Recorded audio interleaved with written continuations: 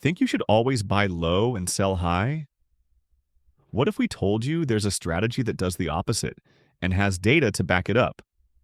Stay with us because in the next few minutes, you're going to learn how the simple concept of trading stocks near their 52-week high might give you an edge, and what the real results say. Let's dive in. Welcome back to quantifiedstrategies.com, where we explore mechanical and systematic trading strategies.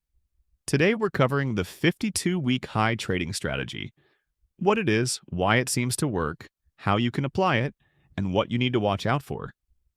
If you like systematic trading and backtests, make sure to hit subscribe and ring the bell so you don't miss future videos. First up, the definition.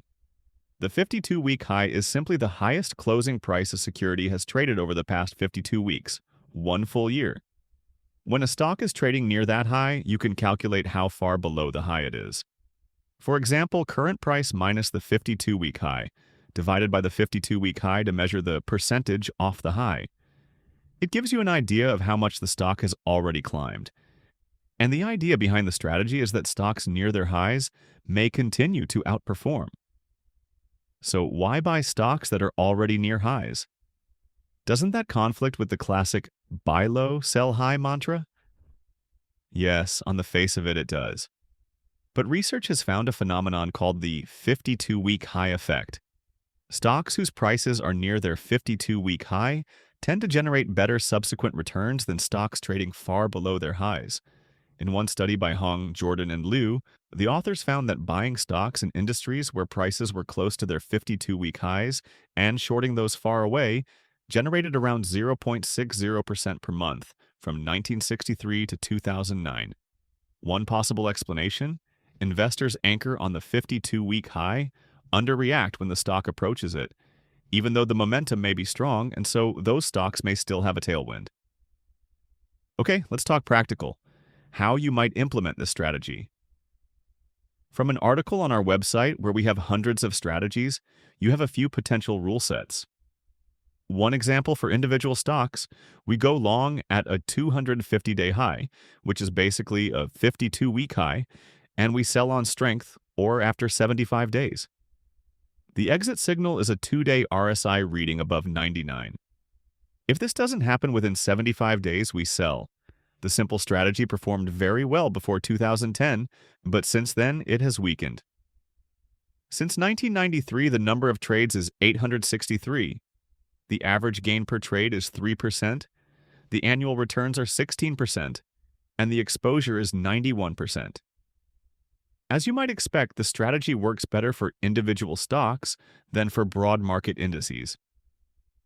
When applied to a broad index like the S&P 500 or ETFS, the results were much weaker, likely because large indices are dominated by the biggest stocks, and the new high signal may already be priced in. So the headline, yes, there is an edge in individual stocks, but it's not a free ride. Risk, drawdowns, and signal quality are real. You need filters. Since you know how it works and what the numbers say, let's dig into what this strategy is good for and where you need caution. Pros. It's simple and mechanical. The concept is easy to understand. Stocks near highs may keep trending. It harnesses momentum and behavioral biases.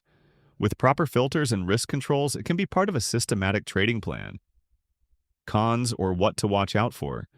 It often comes with sizable drawdowns, for example, 40% plus. Not all stocks near highs will continue upward. Many break down or stall. The signal is weaker for broad indices or large cap stocks due to the new high information being crowded. You need to specify your filters and exit rules clearly. Without that, the performance collapses. As always, transaction costs, slippage, market regime changes, survivorship bias, all matter. Practical tips: use liquidity filters so you don't pick tiny stocks where a signal is noisy. Combine the 52-week high screen with filters. Define your exit discipline up front. Question, when am I wrong? Backtest on the universe you trade, region, size cap, market, before going live. Expect that this is not a holy grail strategy. Treat it as one tool in your systematic trading toolbox. To sum up, The 52-week high trading strategy turns the buy low, sell high mantra on its head by betting that stocks already near their highs often have more to give. It has shown an edge, but it also carries risk. And like all mechanical strategies, the devil is in the detail. If you like this video, please give it a thumbs up, subscribe for more trading system content, and hit that bell so you don't miss the next strategy breakdown.